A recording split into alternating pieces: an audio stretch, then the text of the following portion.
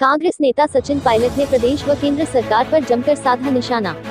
छैगांव खंडवा लोकसभा उपचुनाव में कांग्रेस के प्रत्याशी ठाकुर राज नारायण सिंह के समर्थन में सचिन पायलट ने खंडवा के छैगांव माखन में जनसभा को संबोधित किया।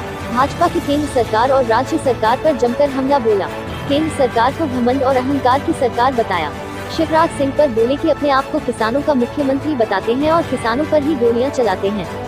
70 साल में देश में हर टीका मुफ्त लगा, मोदी जी कोरोना टीके की वाहवाही लूट रहे हैं। केंद्र की सरकार ने कृषि के 3 काले कानून बनाए, बड़ी बड़ी सरकारी कंपनियों का निजीकरण किया। आज पेट्रोल महंगा, डीजल महंगा, खाद महंगा हुआ, महंगाई चरम पर है। किसानों की आय दुगनी करने वाली केंद्र सरकार ने लागत दुगनी कर दी है। उपचुनाव से सत्ता परिवर्तन नहीं होता, लेकिन सरकारों के कामों का लेखा जोखा मतों के जरिए दिखाई देता है। सच्चाई और विकास के नाम पर अपने प्रत्याशी राज नारायण सिंह को जिताने की अपील की। देश की धड़कन न्यूज के लिए पंधाना से प्रकाश एकले की खास खबर। तो ये 3 कृषि कानून आपने क्यों बनाए हैं? किस किसान से आपने वार्ता किया? किन पूंजीपतियों को मदद करने के लिए कानून बनाए जा रहे हैं? आपने देश की संपत्ति का निजीकरण कर दिया। हवाई अड्डा, रेलवे, सड़क, बांध सब आप निजी हाथों में लेना चाहते हो। महंगाई आप रोक नहीं पा रहे।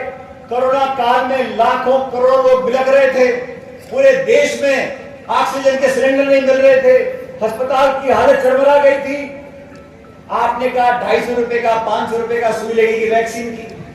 जब लोगों ने मना किया तब जाके आपने कहा चलो मुफ्त में लगेगी। आपने बहुत बड़ा एहसान कर दिया। इस 70 साल में सारे टीके मुफ्त लगते थे।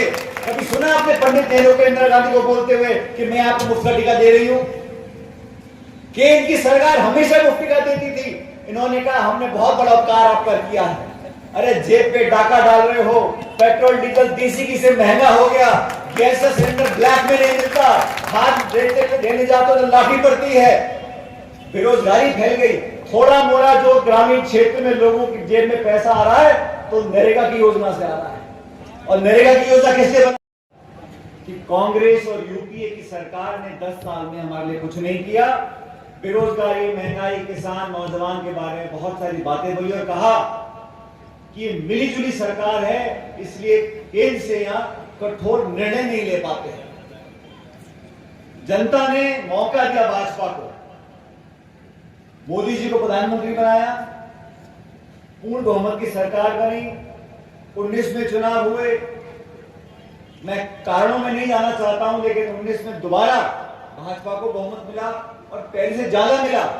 अब इन 2 चुनावों में 7.5 साल में पूर्ण बहुमत की सरकार एक पार्टी, एक नेता की रही दिल्ली के अंदर।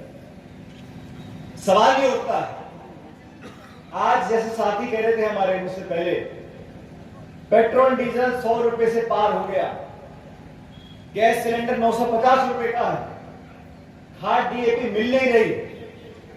किसान की आमदनी दुगना करेंगे, ये वादा किया था भाजपा ने, नहीं किया था?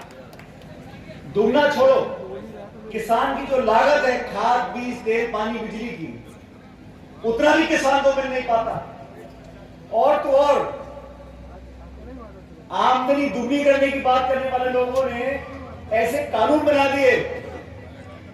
ये 3 कृषि के काले कानून बने जिनमें कहा जा रहा है कि मंडी समाप्त हो जाएगी, समर्थन मूल्य पर खरीद नहीं होगी। पूरे देश की अर्थव्यवस्था चलाने वाली जो मंडियां हैं उनको निपटाने की योजना बनाई हुई है। 1 साल से किसान आंदोलन कर रहे हैं।